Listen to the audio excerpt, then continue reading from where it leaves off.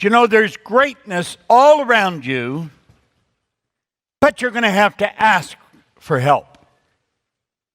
If you don't ask, you're not going to get it. Yesterday morning at 7 o'clock, I was on the phone with Mark Victor Hansen. He and Jack wrote the chicken soup books. And Mark's writing a new book on ask, he and his wife. And he was interviewing me. I was talking to him the day before. The day before was his birthday. He was 71. And I was saying, geez, how time flies. I was at his 50th birthday party. It was a big birthday party. I said, that was 21 years ago. It seemed like yesterday. But at any rate, that's what I was talking to him the day before yesterday, and he was telling me about doing this book. And he said, I want to interview for an hour or so. So I said, okay. So I said, have to be early. So we started at 7 o'clock. And what he was doing was asking me about ask. And I said, well, you know, it's a strange thing. He and Jack and somebody else, I forgot the other guy's name, had written a book one time, and in it one of them said, our problem is we don't ask for enough. And I agree with that. We don't. And we got talking about it, and I'd been thinking about it since the day before. You know, what role does ask play? And it takes you down some interesting paths. And I thought, when I was a young guy, I didn't ask for help. And I started to analyze that. I had such low self-esteem, I didn't think you'd help me if I did ask, probably. And because I had low self-esteem, I wouldn't ask. Well, this is written by Bob Richards, this page. Bob Richards was a great pole vaulter. And he's got some interesting advice on this page. If we're going to go after what we want, and this is going to be interesting as we get into this later tonight and tomorrow and next couple of days, we're going to go into an interesting place. We're going to go where you've never been.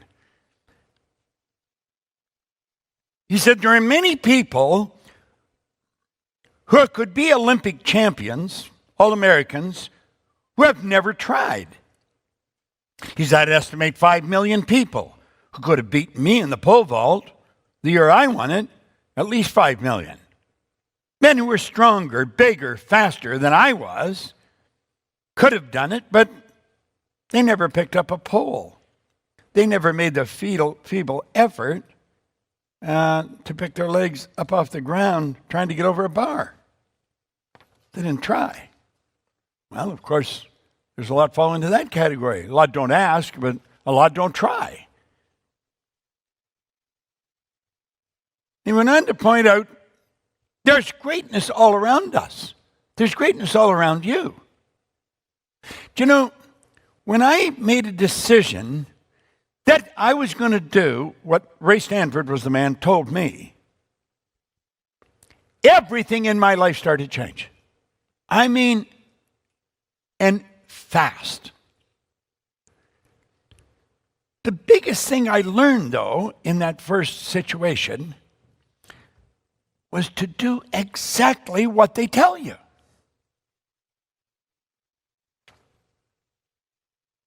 That's not easy to do.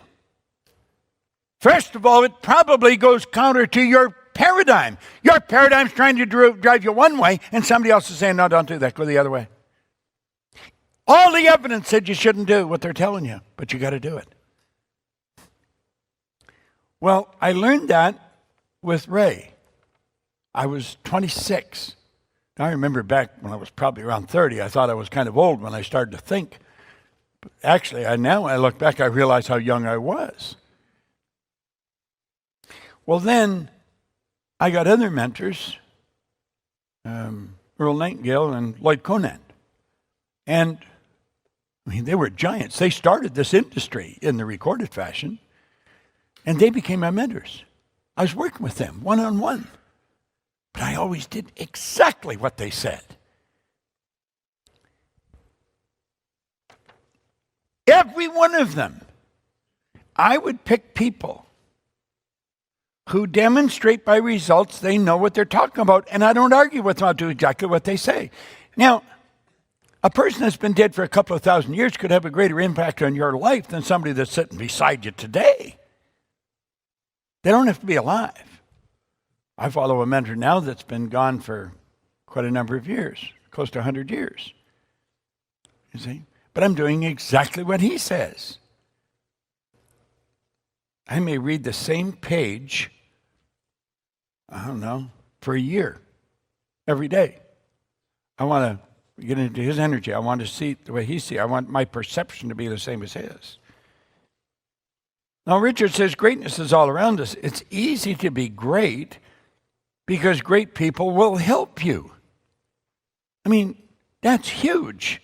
If you don't know that, let that burn right into your mind.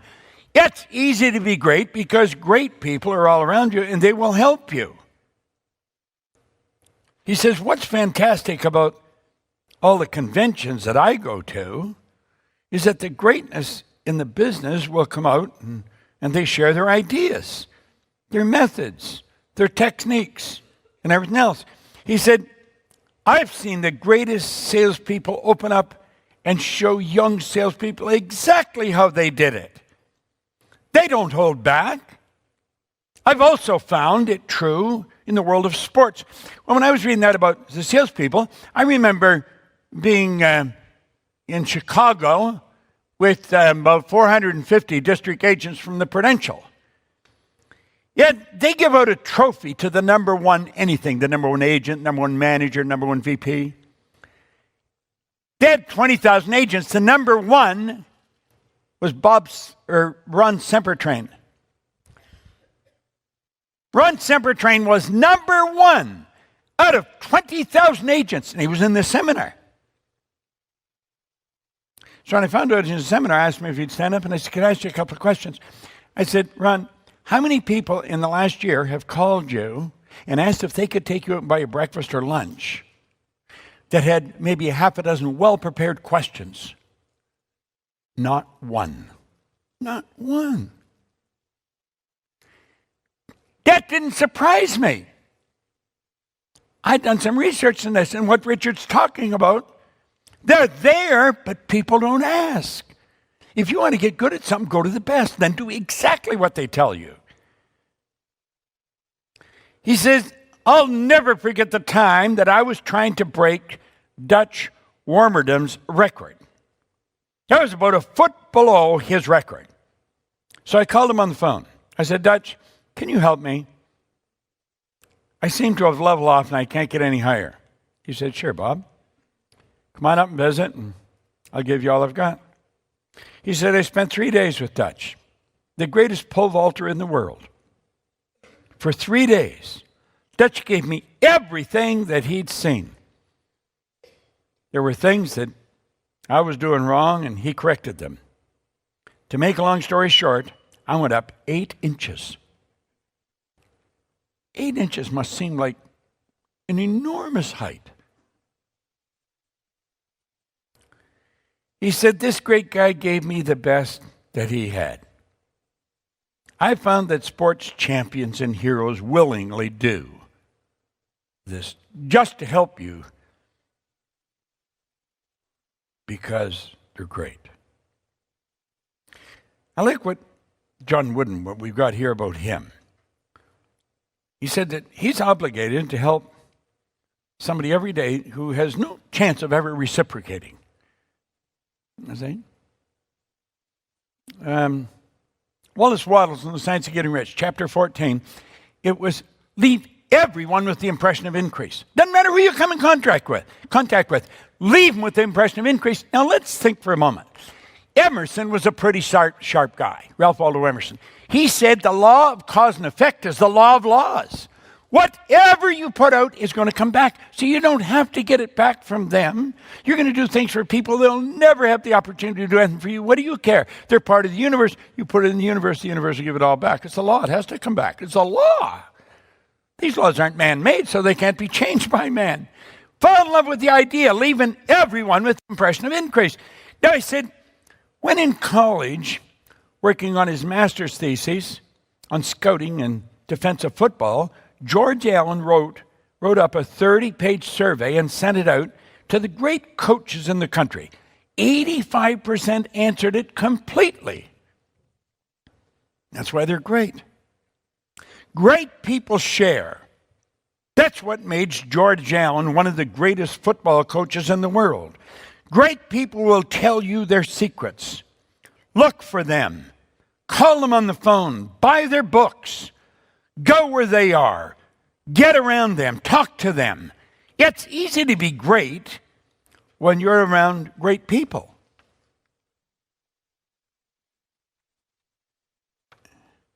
Richards was a great pole vaulter.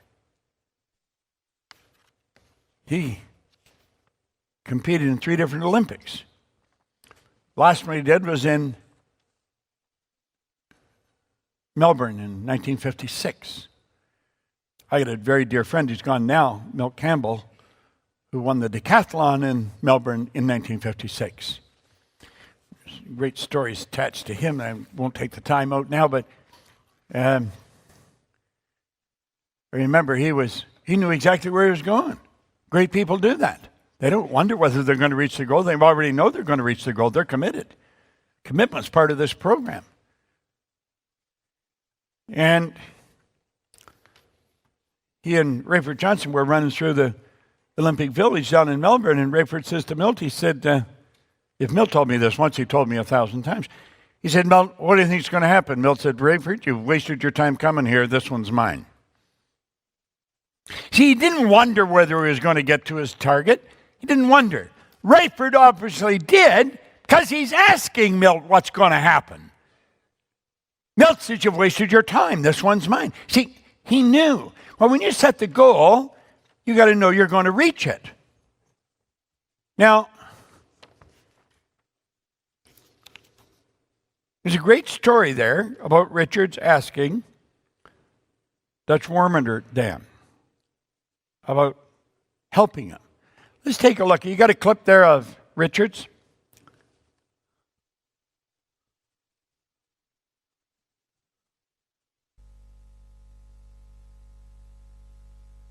Look at this. Now watch him turn and lift himself in the air.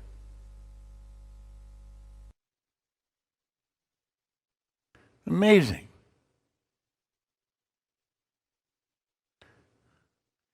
Now listen to this for a moment. We're doing it again? Okay. There he goes.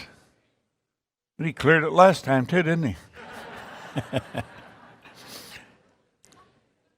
Warmerdam eclipsed the 15-foot mark on April the 13th, 1940, when he was a 24-year-old high school mathematics teacher. Yet in the next 4 years, he broke the world outdoor record 6 more times and cleared 15 feet 43 times. That was Warmerdam. No one else made it 15 feet even once until Bob Richards in 1951 broke Warmerdam's record. He's the one that helped him. Now, this quote by Wooden is pretty powerful. I'm supposed to help someone every day who can never reciprocate. W. Clement Stone in 1970 was the wealthiest man in the United States. He built the combined insurance company. W. Clement Stone read The Magnificent Obsession one weekend and then made up his mind he would live by it. The Magnificent Obsession was written by a Christian minister. And it's a marvelous book. And the concept behind it is give, but don't let anybody know you've given it to them. Stone had programs going in prisons, all kinds of help all over the world. He gave and gave and gave. He became the wealthiest man in America. Now, this is a pretty good concept. It's one that we might all attempt to adopt. Do something for someone when you know they cannot return it. Just do it and let it go. Think. Thoughts, feelings, and actions. If you're sitting at home, I truly hope you've downloaded your book. There's people all over the world that are tuned into this, and they want to do the same thing you want to do. You want to do something extraordinary. You want to tap into that big part of you that you know is there, yet you just don't feel you're utilizing it properly. That's that God-given power within you. You see, our spiritual DNA is perfect. There's perfection within us. We've been taught that, but I don't know if we really understand it. Now, if you look on page 4, down to line 8, when we look back at our lives, honestly, we can see there were a number of defining moments that determined the quality of our life. I can, and I'm sure you can look back and you'll see different points. Why did you accept the idea? Why did you do what you did? Why did you believe them? Why did you step out and bet on you? See, I think it's important that we do reflect back every now and then. The good part about looking into the past is we really just remember the good times. I mean, I could tell you some stories that would probably ruin the rest of the week for you of what happened in my life, but I don't want to spend any time looking at those. I don't remember them very often or very well, but there's a lot of good times. And man, I've had some phenomenal things happen. I had a bumper sticker for a long time. I was talking to somebody just in the last day about it. It said, expect a miracle.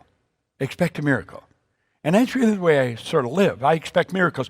Now, do you see, I don't think there's miracles as we think about them. I think miracle and luck and chance and those things. Voltaire said we invented those words to express known effects of unknown causes. So a miracle is really something so big, something so wonderful happening that you're at a loss to explain how it happened. You know, that was sort of like The Secret.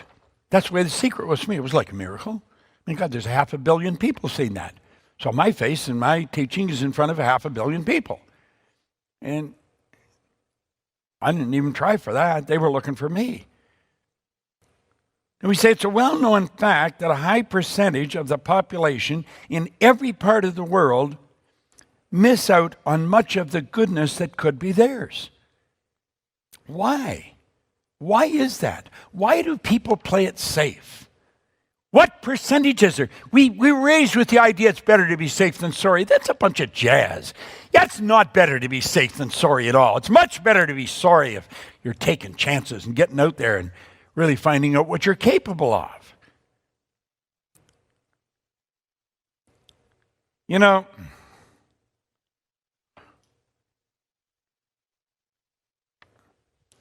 decision is a very big part of everything that our company teaches. Decision was a very big part of the Think and Grow Rich book. Napoleon Hill had 60 seconds to make a decision. But he didn't know that. He didn't know he only had 60 seconds. And Carnegie had asked him a question. He had 60 seconds to answer it. He answered it in about 25 seconds. Changed his life and the lives of millions of people because of the work it gave him. Well, right here between 17 and 23, put a circle around that paragraph. Make a decision now that in 6 months, a year, 5 years from now, when you look back at the time that you spent on this program, that this too will be a significant and pinnacle moment in your life up to this point. Make up your mind that that's what this particular seminar is going to be. Okay? Now, how can we do that? We can do that by really paying attention. How would we look back 5 years, 6 months, 2 years and say, boy, this was really an important thing. I'm so glad I went to that weekend. Now, that'll happen if you really let yourself get into this. You really let yourself get lost, okay? Now, you've probably been in a lot of seminars in the past and possibly have heard some of what you're going to hear here in this seminar. But you probably never had it, if you keep going here, in the context that it's going to be presented over the next couple of days. And it's like Scott Edwards there said, talking about perception, it's when you hear some information, some of it, I know that, I heard that before, but then when it's mixed with something else, you put the two different pieces of information together and everything seems to change. Your perception about the situation changes completely. This is why you want to be open, ready for the suggestions. In the inner circle, an interesting thing happened one day in an inner circle. It's a coaching program we have that I work with people on. And there's, every now and then we'll have a Q&A with the inner circle. And there's one person, he was on the Q&A and he said, Bob, he said, I've always got questions. And he said, I think of these questions and I write them down because I want to remember them because I know you've got the answer for these questions that I'm thinking of. And then when I'm on the call, I go to ask the question and I know the answer. And I smiled and I said, that's really interesting. You know what's happening? You think that I'm going to get the answer. I'm the medium through which you get the answer. And so when you go to ask the question, when you're with me on the call, then you're receptive to the answer. You think, I'm going to give it. Because you've moved into a receptive state, the answer is there. It was always there. You just weren't receptive. It was an interesting point that came out. Well, understand this. When you ask a question, the answer's already there. I have so many people come and say, they'll explain something and say, what do you think I should do? I'll look at them and I'll say, you already know what you should do. You already know. What they're looking for is approval. See, the answers are always with us. We've got the answers. The trick is to act on them. Act on them. Now, consider for a moment all the special instruments and things we have that only a short time ago weren't even fantasies. I mean, we're moving at such a clip. I was saying something to somebody the other day. I said I'd never been in an Uber. And you talk about opportunities, and I heard about Uber when it first started. Dummy. Could have bought some nice stock there. Any rate, I've never been in one. And somebody said, how come? I said, I don't know. I just never have. Well, there's all kinds of things around that are handy that we don't use. There's the biggest taxi company in the world and they don't own a car, Think of all the things we've got at our disposal today. I mean, we got a lot of things that are sitting that we can use to change our life like that. Are we aware of them? Do we know how to use them? Are we taking advantage of everything that we've got? Understand the potential has always been here to create all these wonderful tools. It's always been here. The way to build one of these microphones that'll pick up and amplify my voice, even though there's no wires attached to it, the way to do this has always been here. But it's only recently we've been able to do it.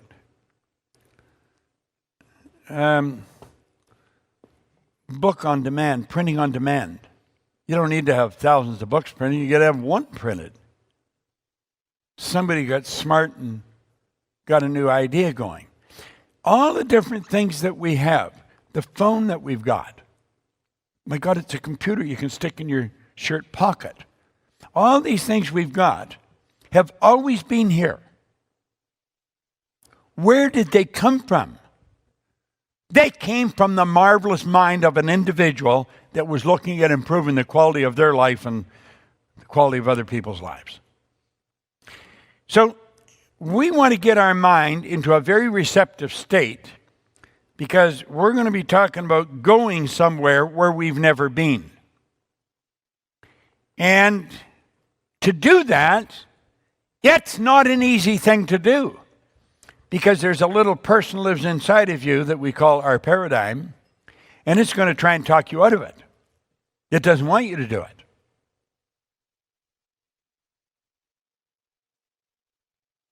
It's going to hold you back. Well, I don't need to do that. I know this stuff. I know what the hell. I've studied it for a long time. What you want to do is take a look at what you're doing. I don't care how well you're doing. Take a look at it and say, is this really the best I can do? See, the truth is, we don't know about the best we can do. It's so far beyond where we're living. And if we're going after it, that's living. And if we're not, that's dying. It's that simple. If you're going after something you already know how to get, you're not growing. And if you're not going after something you don't know how to get, you're probably dying. You're either going sideways or you're going backwards. I hope you enjoyed this video. We put a lot of good information up here, and it causes everything in your life to get better. If you'd like us to notify you every time we put a new video up, hit subscribe and then turn on notifications.